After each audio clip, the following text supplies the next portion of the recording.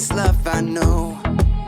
Oh, what you give to me is not for me to keep. It's for the world to see your love. Every day you're giving me your kindness. Every day you're giving me your love. Oh, with every single breath I am reminded that what you give is more than enough. So I'll give a little kindness, give a little kindness, give a little love away. Give a little kindness, give a little kindness, give a little love away.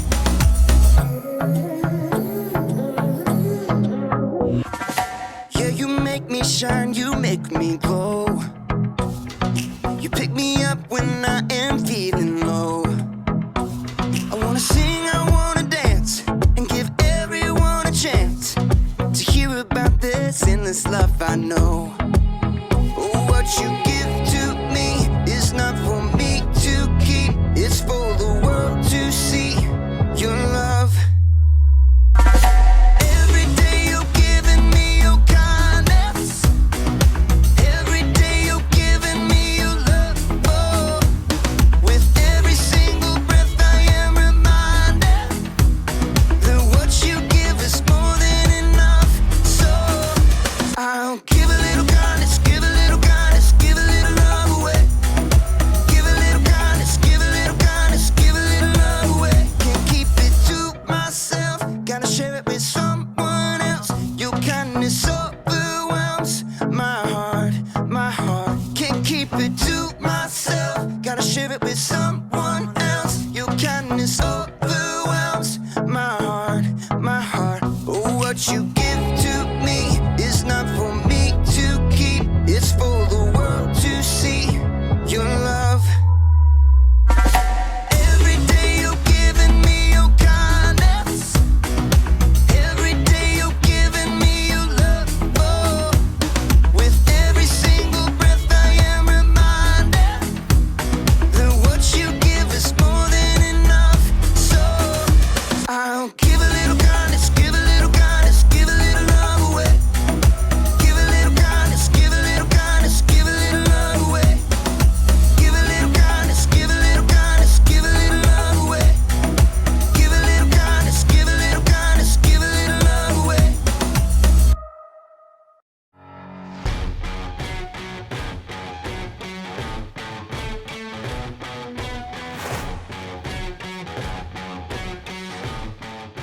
Hello, superfans! My name is Haley, and if you're like me, you love all kinds of sports! And you love cheering on your favorite people.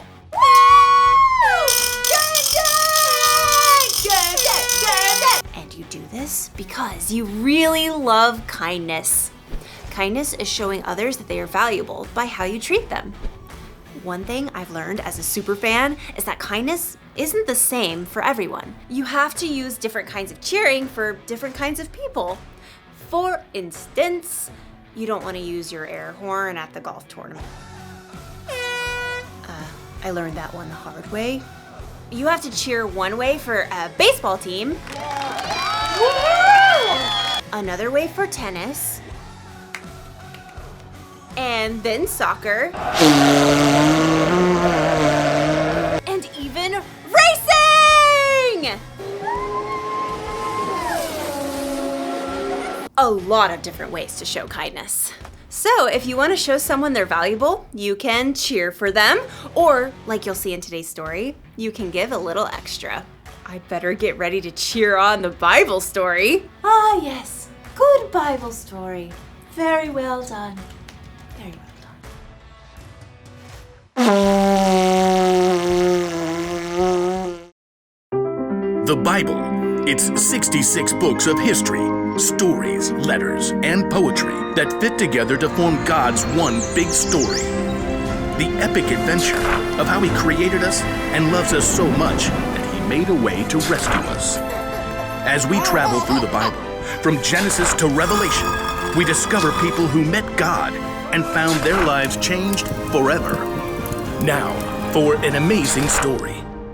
Inspired by the book of Matthew, chapter 5, verse 41. Jesus was rocking the world. Everywhere he traveled, he told about the good news of God's kingdom.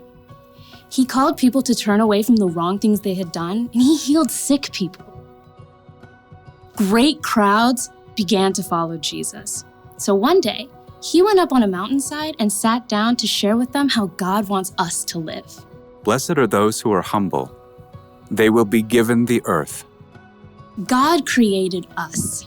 He knows that we were designed to find joy and be at peace when we follow his ways, when we see and treat others the way God does.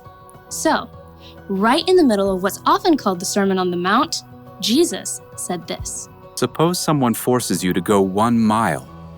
Go 2 miles with them. Okay, what? To our ears, this probably sounds like a word problem, or maybe like our PE teacher telling us to go run laps. But the people listening to Jesus knew exactly what he meant. They all lived under the rule of the Caesar in Rome. The Romans had conquered many, many territories. Judea had become a little backwater province of the Roman Empire. And Roman soldiers were sent to keep order. Jesus and all the people he taught lived under Roman rule. And they had to obey the law of Rome, including this one. I decree that any Roman soldier may force a Jew to carry his pack for precisely 1 mile. If you're thinking, what's the big deal? Think again. Being a Roman soldier was not for wimps. Sometimes the packs they carried weighed as much as 100 pounds. It took real grit and stamina to march for miles carrying that much gear. So it wasn't unusual for a soldier to call on some random person along the road to haul their pack for 1 mile, or about 1,000 steps. And if that person says no, well, it was considered an act of rebellion against the empire. Now, imagine you're an everyday, ordinary, average Joe, or Joseph. You're hiking along the road, maybe you're on your way to Jerusalem, when you look up, and in the distance, you see a Roman soldier heading your way. I don't know about you, but I think I'd turn right around and head back the other way. Or get off the road and head into a grove of olive trees. Or maybe just avoid eye contact at all costs. But maybe none of that works.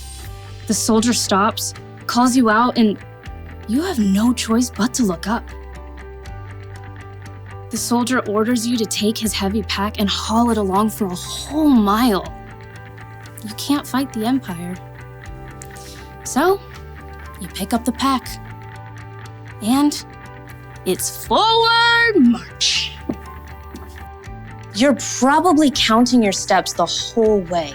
58, 59, just waiting until you can drop that pack.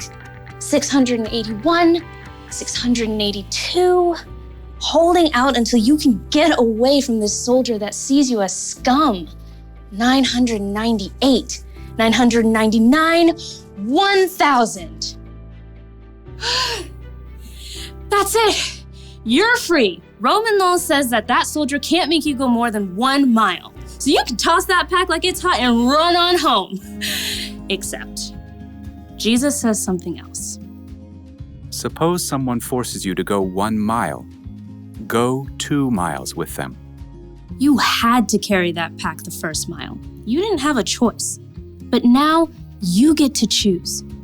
And if you choose to take that pack another mile, it says a lot.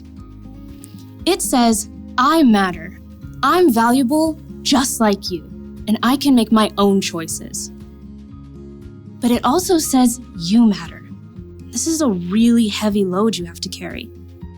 And I'm gonna help you not because I have to, but because I choose to. Go the extra mile doesn't just mean go big or go home. Going the extra mile means that you make a choice to help someone, to be kind.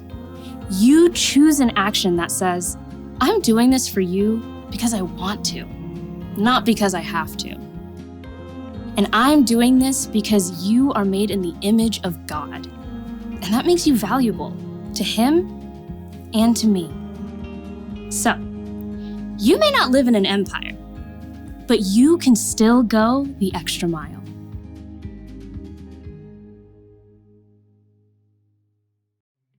Jesus' disciple Matthew wrote down one of Jesus' most famous sermons, sometimes called the Sermon on the Mount. Jesus taught so many things about kindness, like... Let your light shine so others can see it! Woo! Do not judge other people. Love your enemies! And Jesus also said this: suppose someone forces you to go 1 mile, go 2 miles with them. That's where we get the phrase, go the extra mile. Nowadays, people probably aren't forcing you to go a mile, but the idea of what Jesus was saying still works. Going the extra mile means being kinder than you have to be. It means making your bed like you're told and cleaning the rest of your room even if you aren't told. Sometimes it means doing something you know you should before you're told and with a good attitude, but you don't do it for the applause. You go the extra mile because when you follow Jesus, you should be pointing people to him. People can see how much Jesus loves them through the kindness that you show. So here's the one thing to remember today: be kinder than you have to be. Show people kindness even when they may not earn it. Give them a little extra kindness they don't see coming. You can be their super fan.